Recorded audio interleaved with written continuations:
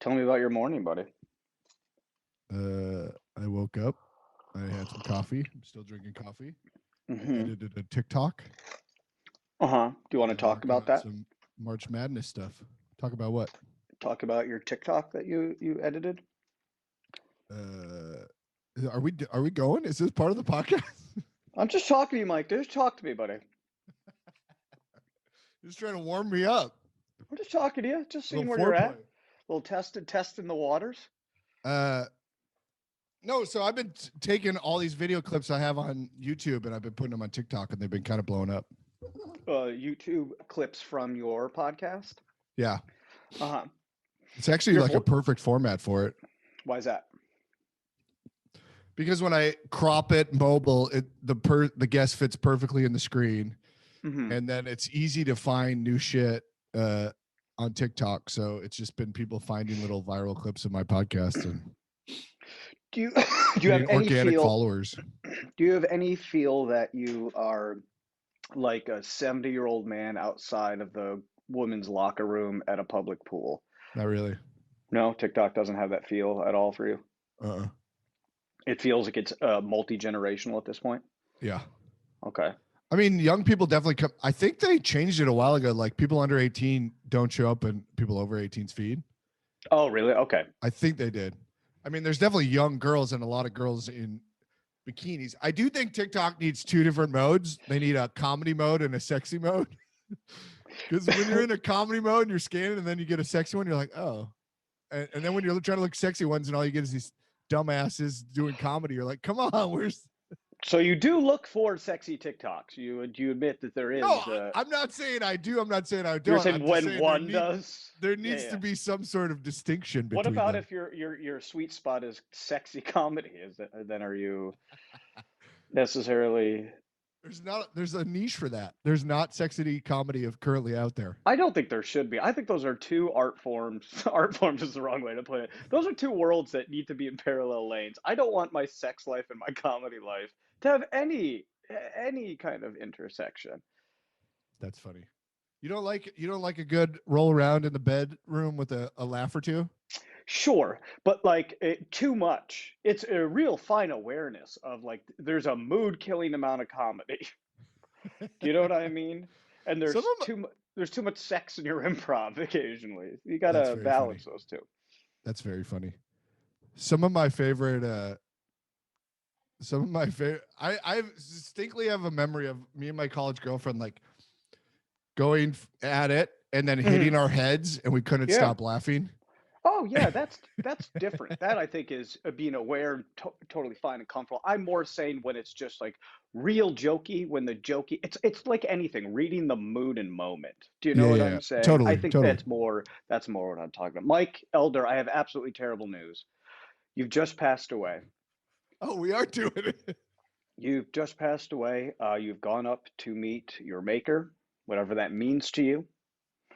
And they have offered you the opportunity to have one question from your life answered, a specific thing from your life that you've always wondered about, or a larger thing about life and existence in general. What question do you have? We really went right into this, and I'm kind of mad now because I did not prepare at all. Mike, that's how death works sometimes, fully Oh out of my nowhere. goodness, interesting. I see what you did there. You're relaying this podcast to death as if suddenly it was thrust upon me and I had to come up with this one Yeah. answer or It's question rather. at least with you, that's what I'm doing. Yes, out of nowhere, you unfortunately or fortunately, sometimes the end just comes like that. So, I didn't even get to fill out my will or anything. But I will say this. I had a brief thought last night about this, and then I gave it zero more thought. But my initial thought was it would have to be something. My answer is going to be selfish. It's not going to be about suffering. It's not going to be about the greater good. It's not mhm. going to be about existentialism. It's going to be solely about something selfish, I would assume.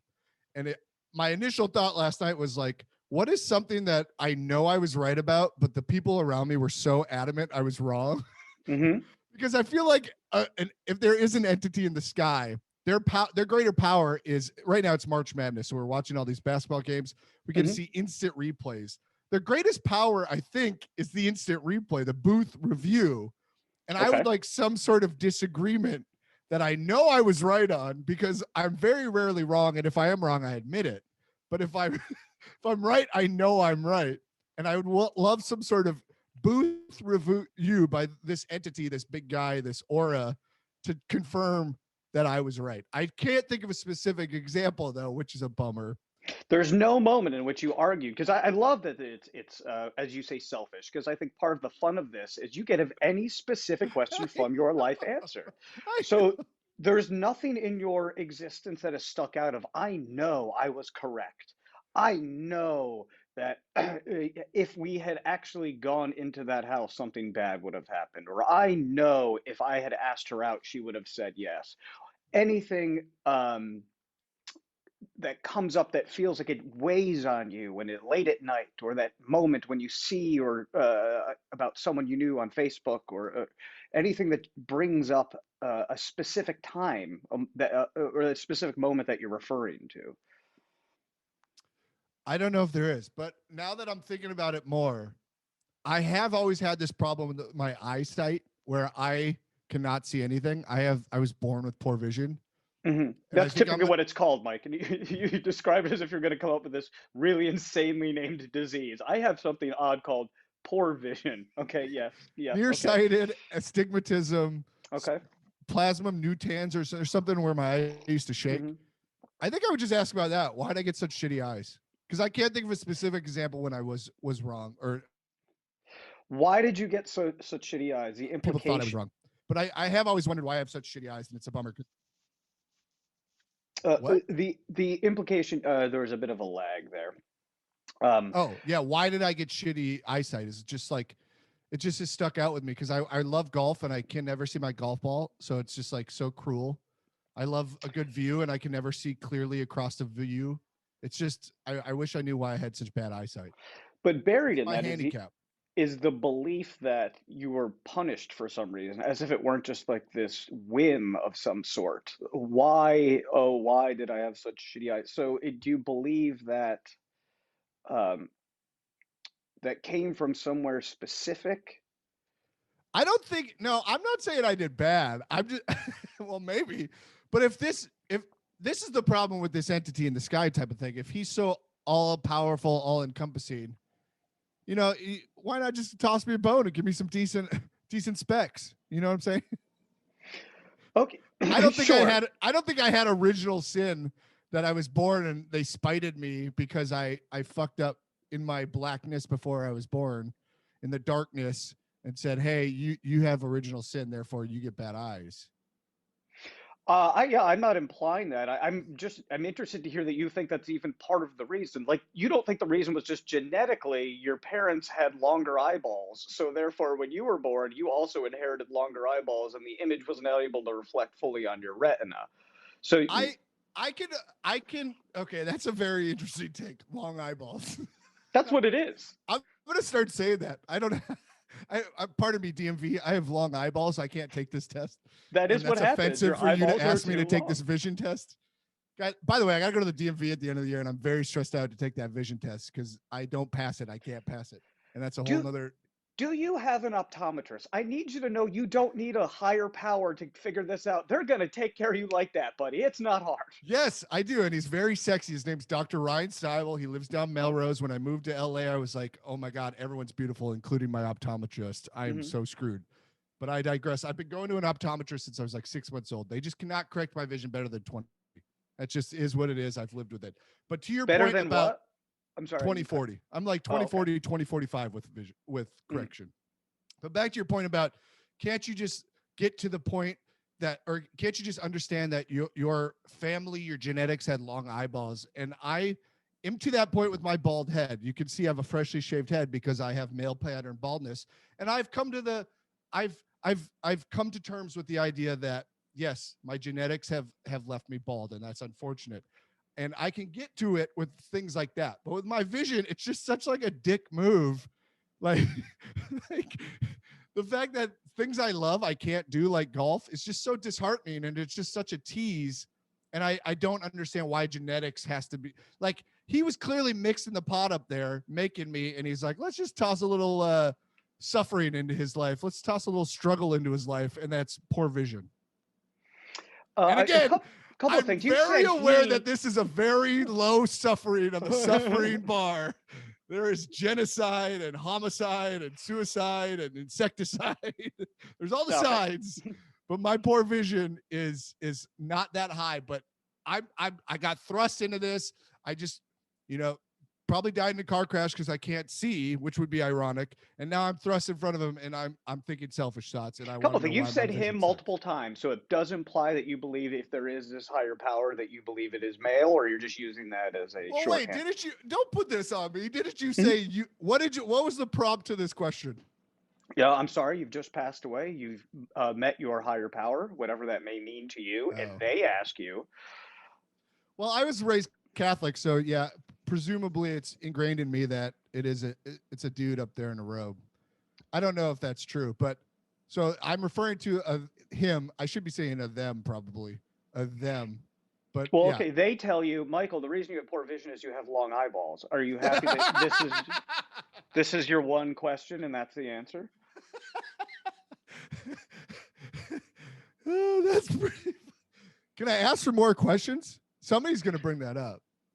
You can keep going down that path, but you're not allowed to then all of a sudden ask, "Hey, did Chrissy Kelly and me in 8th grade have a chance of getting together?" That's unless it's related to your long eyeballs. Then no, yeah, you can probe a little deeper. But I'm saying, but see, like me and a girl, like I would argue that's more like.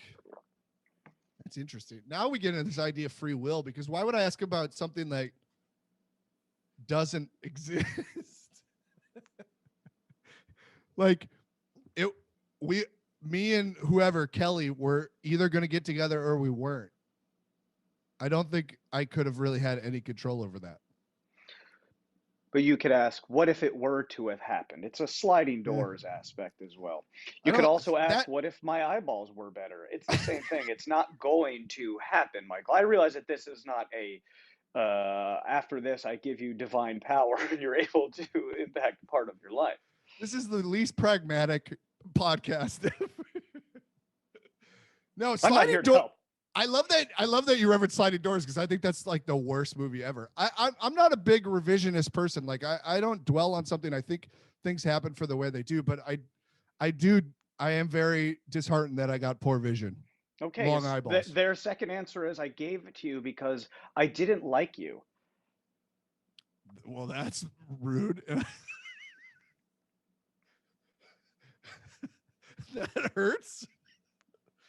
But do I get to ask more questions then? Of course, I would immediately say, why do you not like me? What did I ever do to you? You created me before you knew me. So you must have known. You've never created anything that you're like, meh, that's just okay.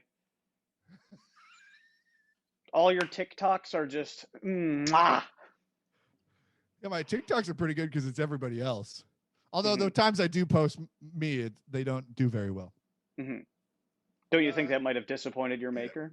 That's very dark. You've never created anything you weren't. This is just okay. That's a solid twist on this. Well, if you believe that there is someone who truly, or some entity that truly is responsible for the creation, it seems, even, I guess, no, because you'd have to believe that everything that were created were somehow perfect. Because how could something perfect create something less perfect, or why would they choose to? But at the same time, you have been given poor vision. That would imply that there is not perfection. So either we have to admit fallibility for the person, the entity that created you, or do we have to accept that perhaps your poor vision is somehow part of this grander plan, which always feels a little like thin soup. Yeah, it does. Yeah, that's very well put. I don't know. That's very well put. You've rendered me speechless, which is rare. Is there any answer you could be given that you would deem satisfactory, and you would go, okay, I accept that is the reason that I have been given poor vision? They ran out of good eyeballs. They ran out. They So ran out of again, the proper supplies they needed to create my eyeballs. See, so it's a the problem with supply this is chain like the management issue yeah for you. supply logistics, Yeah, and I'm actually good with logistics and operations, so they they the made up irony. for my lack of proper equipment by giving me the ability to procure proper equipment later in life. It's interesting because it feels like if I was created by something, the thought would be that they wanted to give everybody some, like the idea of a creator, they want to give suffering so you can get over something, so you can get challenged, right? Like If that's you what believe so, everybody that okay. believes in a bigger entity, that's how that's how they say, oh, why would there be a massive tsunami that kills hundreds of thousands of people? Because it's part of the bigger plan, because you want to inflict suffering on people so they can grow better. And A very convenient explanation for mass suffering. you're Is right. it's part of a bigger plan we do not understand. Right. What a, very, yeah. So I don't know if I feel like I would just be talking to like, so to get back to who I'm talking to, I feel like it'd just be like an empty, almost like a computer, right? Just like an empty void white space, and I could press some buttons and get like the specs on my model. That would be what I would hope would happen. Therefore, there wasn't like a reason that they gave me bad vision. It was just sort of it goes back to genetics. Like I just look at a genetics board, hopefully it would be the ideal answer, and it just worked out that way. Rather than I got spited by somebody, or I got, I got the outlet parts because of something I did previously, or something I didn't have any control over. The outlet parts again implies that this creator is just like barely getting by, just using what they got lying around. They have the power to create life, but that's it. They didn't have any the correct pieces. Well, if your analogy to my art and my creativity is kind of funny. I mean, when I draw stuff, I don't have the nicest paints. Yeah, but you're fallible, and the idea, and I'm putting this on you. Perhaps you don't think the creator is infallible. Well, no, maybe I think they are. Maybe I think the creator is fallible, and maybe we're in a simulation, and they're just in a what we consider real. Mm-hmm. And just maybe like your Catholic upbringing taught you, right? It seems like these are two very different ideas you've got hanging in your head. Yeah, this is the New Testament. Okay. They just revise it every 2,000 years, and the current one is we are just a video game. I see you've been keeping up a lot on what's happening in the church. That's clearly what the Vatican has declared lately. Yeah, they're dealing. We don't support same-sex marriage, but we do believe this is a simulation brought on by computers. Yeah, and we promote cardinals that had red flags everywhere. I don't know if you saw that. I did not, but I was also raised Catholic, so I see some of the ideas that you present and how what's interesting to me is we're of a similar age and how they still have an impact on us, even though we are non-practicing. It still impacts how you view. Sorry to interrupt, but when you're young, all you know is what you're taught immediately, and of course, when we're young and we're impressionable, that's what's going to stick with you. What if when you were young, at some point, someone was absolutely convinced you were wrong? And you were convinced you were right, do you think you'd still have that same feeling that you do now when someone believes that they are wrong and you are right? Did you argue with people about religion? Did you believe you were correct? Oh, whoa, interesting. I definitely had strong convictions about going to hell and having to go every Sunday because that's attendance and that's required. I wonder if that has to do with whether I'm right or wrong. I don't know. As I've grown older, and I was thinking about this week earlier, I was like, people that change, people that go away from what they were raised in, whether that's religion, politics, I think no matter what side you're on, if you've changed your position, I think that is incredibly admirable. And I think that's incredibly hard to do, because you're exposing yourself to new ideas and you're opening yourself up to this vulnerability about admitting that you were wrong or what you thought was wrong. And I think that's a really cool thing, that if you can change where you're from and adapt and learn and grow, you're opening yourself up Do you remember the book? I'm sure you read this as a Catholic. The Screw Tape Letters. Do you remember this book? I do not. So the Screw Tape Letters, I don't even know who wrote it. Somebody could fact check this, but it was written by like this well-known Catholic author, and basically it was like Screw Tape was this devil's disciple trying to convert this young boy's soul into hell, and he was just writing back and forth with the devil, and basically they were like saying the boy had gotten away from religion, and the Screw Tape was like, yes, we did it, and the devil was like, no, you did not. He's going to do that, but if he goes back, he's going to be even more strongly convinced that he was right. So you really got to hold firm here and keep him on the path, basically. And I always think about that because it's like, that is true. Like, I think if you get away from something, you're adapting, you're growing, and you're questioning things. And then in that case, I guess if you go back, you're probably even more convinced of how right you were. I don't know why what I'm talking about. So are you implying that that there's a chance that later in your life or currently you're debating returning to that kind of faith because No. You stepped away from it? No. No. I was just talking initially about the idea that we both were raised Catholic and we have those entrenched below us. And then I went on a tangent about how I think changing is growth, and I think that's good. And I applaud anyone that you are the something agent. to something new. You are the agent for the author of the Screw Tape Letter, so I understand you're just trying to get that book out there a little bit more. Yes, it needs a bump up in sales. It's like 70 years old. Way to pitch it. I'm shocked it's not been canceled yet. Is there some aspect of it that seems cancelable? Probably not. I don't know. You fortunately have not died, and you are here. Is it you when you return into your existence? Is there any aspect of what you considered that you might have an impact on you later on? Is there anything that you think is going to that you might reflect upon more? Well, I mean, if he gives me a good God, I keep saying if the void gives me a good reason, I guess I can't complain about my eyesight anymore. Well, if you feel like the good reason is it's just genetics and it is no fault of your own, and there is frustration that comes from that, but to continue to rail against that frustration and ask, why, God, why? What answer could that possibly you receive that you'd be like, oh, okay, got it, and then move on? As you're saying that, I didn't pay attention to that question, but I was just thinking, what would happen after this? I go to the void, right? I'm in the void. I ask about some stupid question about my eyesight. Why did I get long eyeballs? 20 seconds feels, it's probably like I just, I fell, I hit my head, of course, like opening the fridge to get ice cream at midnight, hit my head. It feels like I'm in this void. How fast are you opening your refrigerator? Pretty fast when there's ice cream in there. You keep your ice cream in your refrigerator too? Oh, you got to soften it up.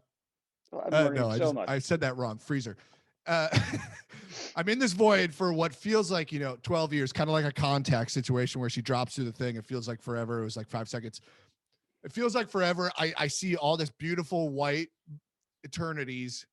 I come to, it's really been like 5 seconds and the ice cream's on top of me melting. I think for the rest of my life, I would have this George Costanza moment. Remember when he just dwells on saying the wrong thing as a comeback? I feel like I'd be like, wait, why did I ask about my eyes?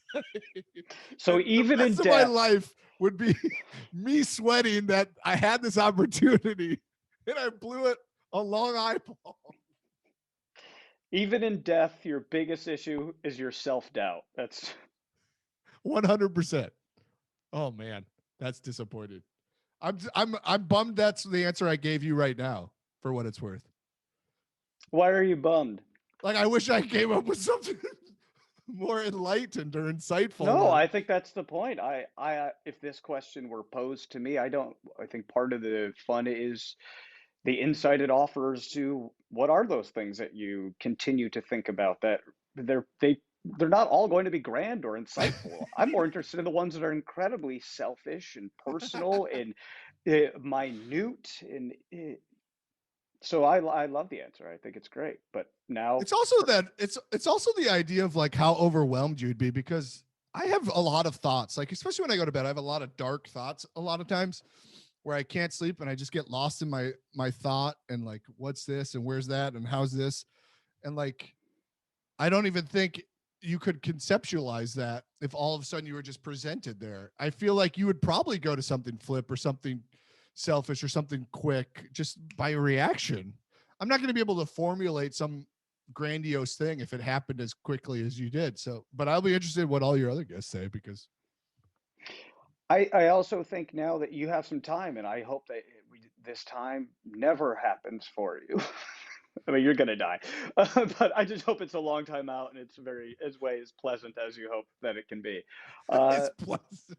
I don't know. I mean, what I don't, just you want to be asleep and you're old, right? Isn't that the It's gonna be best way to super go? herpes. Okay, well, it's important to dream. That's great. It does affect people with long eyeballs and no hair, so you are definitely going to get it. Um, there's time now for you to reflect on what is that question going to be, but chances are there's nobody you're going to get to ask that question to. You know, well, oh, spoiler alert. I am going to Uh, think about this for the rest of the day, though, to be clear. Like, I'm going to be like, damn it. What could I have asked? don't email me and tell me your answer because I'm not going to want to know. You're so sweet. Michael, I appreciate your time today. Nobody calls me Michael, but the almighty powerful.